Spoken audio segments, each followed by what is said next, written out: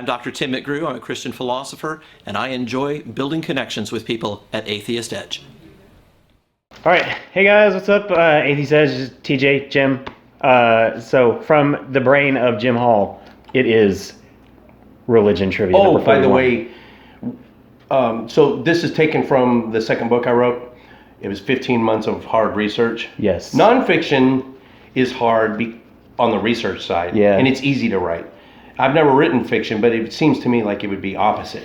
Yeah, you don't have to research as much in No fiction, research, but it takes a lot more creativity, yes. And that probably takes a lot of time. So anyway, the point is, I'm at the end of my book. So I'm not quite yet. We got maybe, I think I could pull 20 more trivia episodes out of that. And if it weren't for Shoebird, thanks to Shoebird, a fan of ours that submits a lot of questions, we use a lot of his shit. But I don't know if he's running out. If he is, and I know I'm kind of running out, we might only have maybe 20 episodes left of this, and we're gonna. So in the comment section, also in the description section, go and look for the email address. If you have some submissions, give us some ideas. Yeah. And you come up with a question and tell us the answer, and then try to pull 3 bullshit answers out of your ass that seem like they could be the answer. Yeah. That would be a huge help. If not, we're going to have to think up some new thing to do instead of trivia. Well, or that, yeah, you could do that, and also too, what we would also welcome is if you have ideas for new segments that you would enjoy seeing on the channel, just throw your ideas out there. If you have a hand in crafting a new segment, as far as like giving us the idea for it, we'll definitely shout you out, make you a star on the channel, and with something completely new that we've never tried before. Exactly. So with that, let's jump right into the trivia questions. Number 1 is, which holy book states, "Do not laugh too much, for excessive laughter kills the heart"? Was that A, the Old Testament, B, the Gospel of Judith, C, the Hadith, or D, the Necronomicon? Awesome. Apparently Jim is a Lovecraft fan, just like I am. It could be Necronomicon. It could be. I mean, yeah. That could be. You said the Gospel of Judas or Judas? Judas. Okay, it sounded like Judith. Well, that's an apocryphal book of the Bible that was never. I don't think there is a Gospel of Judith. I know there's Judith. Judas, there is one. There's an apocryphal book called the Alphabet of Ben Sira. Something like that. Yeah, I can't remember. It's an old Jewish apocrypha, and it's about Judith, but I don't know what it's called. All right, Jim. All right, number 2.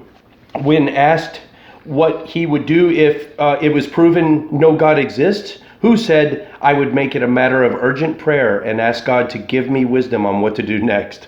So this is a guy, when he was asked, what would you do if it was proven? See, this is the thing with Christians. From my experience, they have trouble with hypotheticals. They can't even, they can't conceive of a hypothetical. Yeah, it's like TJ, if it was proven today that God existed, short answer, how would you change it? I would have a lot of questions. You right?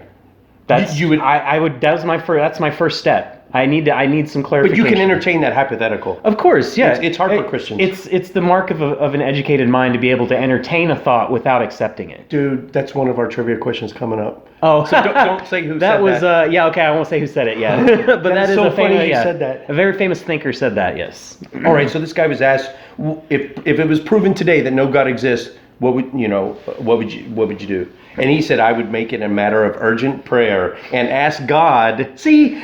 Yeah, to give me wisdom what to do next. Is that who? It was A, Ray Comfort, B, Ken Ham, C, Kent Hovind, D, Eric Hovind. It could be any one of those 4. Yeah, Kent is pretty freaking dense sometimes, so I can see any one of those 4 doing it. Yeah.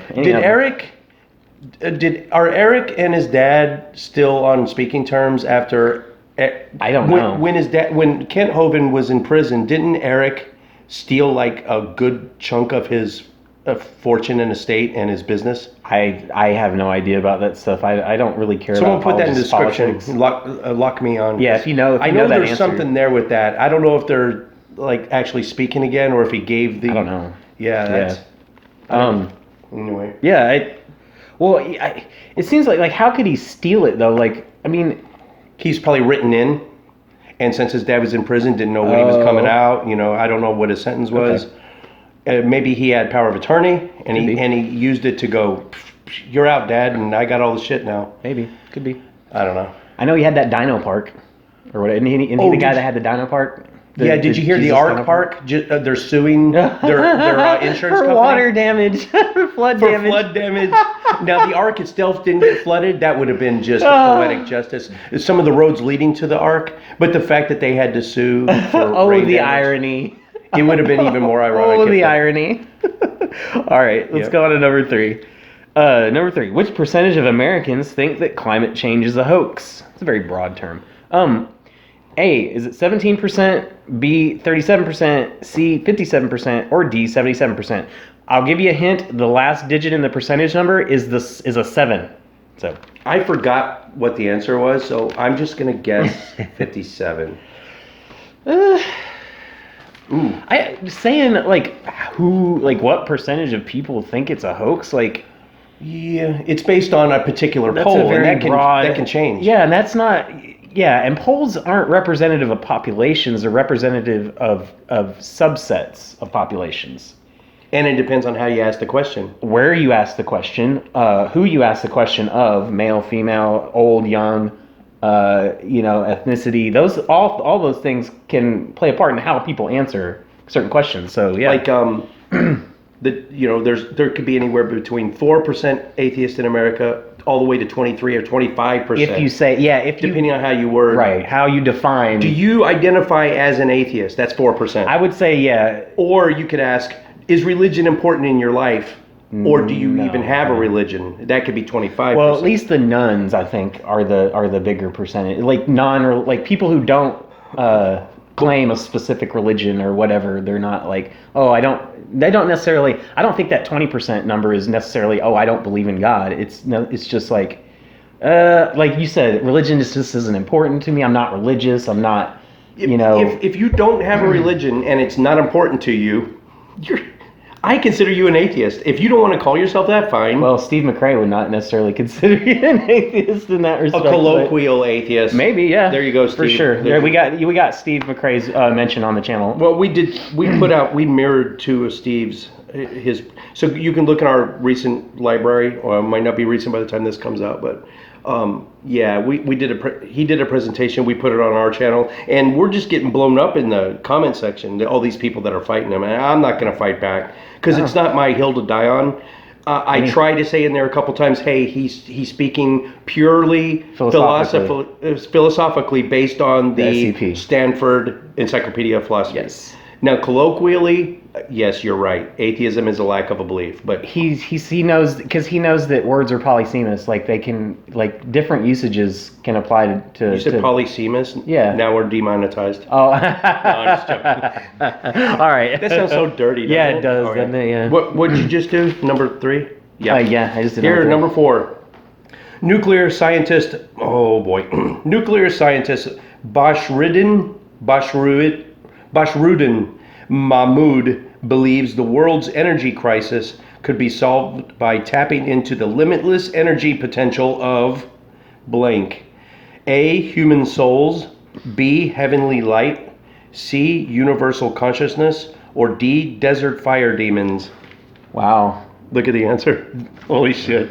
Scientist. Nuclear. This is a nuclear scientist. Dude, you can still be smart and religious. Yeah, You I know. You put religion in a little compartment in the back of your Yeah. brain, and you don't allow Exactly. critical thought to penetrate. Right.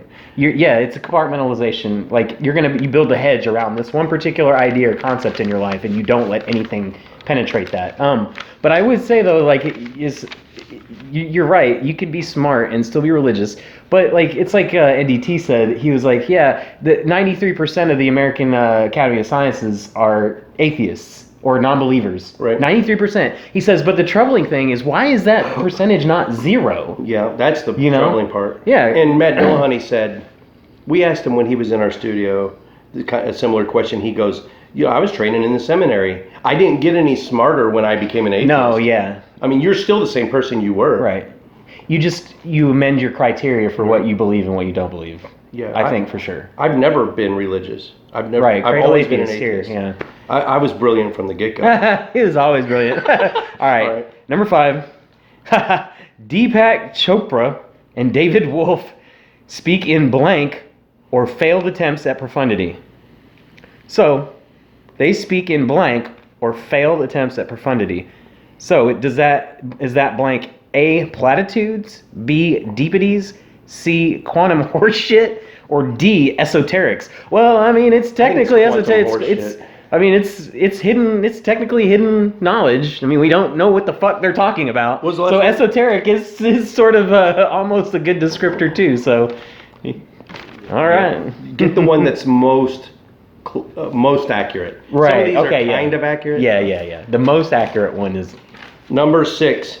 This country translates more books into Spanish in a single year than all the books translated into Arabic in the last 100,000 years. I mean, 1,000 years. So this single country, just in the last year, translated more worldwide books to Spanish than the entire all Arabic countries combined in the last 1,000 years translating it to Arabic. Mm-hmm. A, Spain. B, Colombia. C, Peru. D, Mexico. Cool. All right. Yeah, I think that says something. That's a point that Hitch used to make about, these people, they don't write books, they don't like translate other people's books into their language. Mm-hmm. They're like, they want to remain completely insular in their societies. And I either pulled that from God Is Not Great, or it might have been Dawkins. Might have been the God Delusion. It could have been, yeah. Obviously, I've heard them both make points about that. Mm-hmm. But the first person I heard ever make it was Hitch, talking about how they don't write books. They don't translate. They don't translate other books into their language. I think it was a trivia question before, but in the top 100 universities on the planet, only 4 of them are in Arabic countries. Yes, exactly. Yeah. So number 7 is, which is not an official characterization of homosexuals according to the Church of Scientology. So which is not? A, they are perverts and quite ill. B, they are skulking cowards. C, they seek to infect others with their lifestyle. Or D, they are social misfits who throw tantrums. Wow. So 3 of those things they actually say. Wow. 3 of those are exact, pretty much quotes from L. Ron Hubbard's writings. Scary. But if you ask them now, they're trying to be all progressive, right, and I didn't realize they had any bigoted official viewpoints. If you go on their website, oh yeah, gays are welcome until you get close to getting on the bridge, until you get to clear. Yeah. Okay. Then they start telling you, all those homosexual, those are bad thetans that we got to weed out, and they start once you get to around the thetans. Clear or OT1 level, they'll start trying to get rid of all those bad homosexual thetans out of your body. Thetans. Yep. Number 8. 8. Yeah, 8. According to polling in 2015, which percentage of Islam's followers believe, quote, violence is an appropriate response to those who insult Muhammad, the Quran, or Islam, unquote. This is based on, I think it's a Pew poll, 2015. Yeah. We're not shitting on Muslims, we're shitting on the religion and people that follow that ideology. So take that for what you will.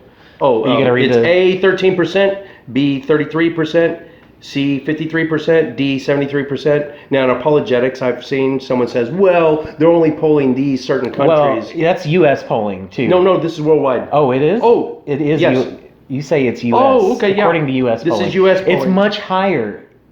It's much higher worldwide. Yes. So if you think these are skewed high, they're actually probably skewed low. For in the U.S., it's skewed low. Yeah. Because even though there are a lot of... Islam's number 3 religion in the U.S. right now. And it's almost number 2. It's a fast-growing religion as well. Because I think in the U.S., even though there's a lot of we have a lot of immigration and a lot of immigrants that don't necessarily assimilate to American culture or America itself. I think we do a lot better job of it though than a lot of other countries. So in that sense, I think it's skewed low. It's time. Remember when Italians and Irish were the big immigrants? They didn't assimilate right away. There were signs saying no Irish, don't even think of applying for a job here. But they didn't. There was bigotry and they didn't carry with them an ideology though, like Muslims are. The Irish were crazy Catholics. Okay, well, but they brought that with them. Catholicism already existed in the United States in large numbers. It did. Okay. And so the difference is that Catholicism doesn't, even as an ideology, Catholicism doesn't carry with it that it wants to usurp and overthrow the adopted country where it goes to roost. There is evangelizing. Islam is taught in some hadiths go into detail about how Muslims, when they emigrate to a another country, that they're there to subvert and topple that structure and bring Islam to everyone and establish the Caliphate. Yes, it's their goal. A single worldwide caliphate, and they won't stop until they get to that point. And you know what? In the Hadith. But a lot of Muslims are very peace-loving, rational, good people. So it's not an attack on Muslim people. There's good people on both sides. The Trump. Oh yeah. No. But the thing is, though, is that there is within itself a very large and significant component of domination doctrine. You go to other countries to subvert that country, not to assimilate to it.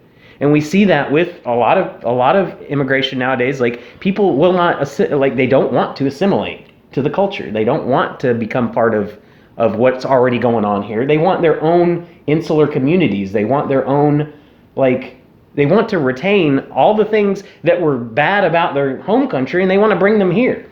So that's kind of my it's not just rant Islam, on that. But it's not just Islam. But the Christians, the Catholics, and the Protestants, luckily, fortunately, have largely ignored those scriptures to. Right. Well, there's been many schisms in Christianity. Right. The trick is ignore the parts of your holy book that make you a bigot or one that seek to dominate your religion over everyone and else. I think that the more you do that, the better off the world will be. Yeah, and I think a lot of Muslims do that. They don't. It's funny. The less you take your religion seriously, the better you end up being as a human being. Unless you're a Buddhist or a Hindu or some Hindu. Unless you're a Jain. The more you take your religion seriously, the better you are as a person, because you actually literally become more of a pacifist the more and more you adhere to the doctrines of Jainism. But yeah. The more extreme you are as a Jainist. Yeah, the less likely you are to ever commit violence. Or a Buddhist too. Yeah. Well, I don't know about that, man. This Myanmar, the Buddhists are murdering Muslims. That's right. In There's Myanmar. a lot of Pakistan too. And right? Pakistan too. Yes. So yeah, I think Jainism is about the only outstanding example of that. But yeah. So number 9, who is nicknamed the unholy Pope of agnosticism? Oh, he gets another mention. So is it A, Thomas Huxley, B, Noel Plum, C, Shannon Q, or D, Steve McRae? Yeah, I think yeah. That's pretty salient in people's minds. That's in the forefront of people's minds right now, I think, on social media. So yeah. I think people will get that. Yeah, people will get that. Last one, number 10. Hosea 11:1 states, "I loved him, and out of Egypt I called my son." Due to a misinterpretation in the book of Matthew, Christians widely believe this verse is a prophecy of Jesus, but it is actually referring to blank. A, the Israelites. B, Joseph. C, Abraham. D, Moses. Oh. So Old Testament says, "I loved him, and out of Egypt I called my son." Christians say, look, we knew Jesus was coming from way back. But they're the ones that say, context, read what came before that passage and read after the passage. Okay. Context actually proves them wrong in this case then. Context always proves them. It validates and reinforces what we were saying all along. Yeah. Read all of Hosea 11. Right. Start with 11:1. Go back to 10. Read all of Hosea 10. Read Hosea 11:1, and you'll see that they're not talking about Jesus here. No, they aren't. Yeah. Anyway, this was number 41. Yep. We are on the front end of a 12-hour recording session. And so we have 9 more trivias to do today. We have Chris is going to be doing a Frank Turek book takedown. We've got some Satanists coming in about 2 hours. We're going to do an interview with them. What else we got? Oh, I think Courtney wants to talk about abortion. Okay, we got Courtney. And we're doing, it might be a live show tonight. We're having some technical difficulties. We're definitely going to do the show. It might be pre-recorded and go out later. So that's going to be the show about you. It's probably already out right now. So go back and look. We've got some scientists coming in. R.J. Downard I think with some other biologists. Is Mel coming to this? I don't know, Okay. but it's like 6 of us. Okay. Most of them are experts in a subject. All of us have done psychotropic drugs in the past. So we can speak, at least from our personal experiences. One is a believer, and he's going to be our guest of honor. He's going to be talking about how he feels like not the only way, but the best way to communicate with God is through So he's LSD. a theist, and he's just a proponent of psychoactives, psychotropics. He believes LSD is actually a good tool to be able to communicate effectively with his God. Okay, yeah, that'll be interesting for sure. All right, that does it. Don't forget leave to, your comments. Don't forget to like the video, subscribe, and put your bang the guesses in the notification comments. bell. Yep. Later. Atheist Edge. Walking the edge of what some consider offensive. But your feelings don't matter here. Only facts. With your eyes. Are you able to, does fair use cover, like when I do my presentation, are you going to be able to chop in short clips of movies? Does it look good? Oh, totally. Okay. It's got to be real. It's got to be real short though, right? Yeah. It's for the purpose of critique. Right, okay. Yeah, but That falls under fair use. I still get a copyright strike, but I know some ways out. I shrink the video down and I put like some really flashy background behind it. And that throws out the algorithm. Edgy commentary on the dangers of doctrine, the foibles of faith, the bullshit of belief, the stupidity of superstition, and the idiocy of indoctrination. Okay. If you saw one recently that I just put out, I did a short clip of Tenacious D singing "Kill You if a Yak Were 200 Yards Away with Mine Bullets." It was Tenacious. It was Jack Black and Kyle Gass singing, and I did that. And it was copyright.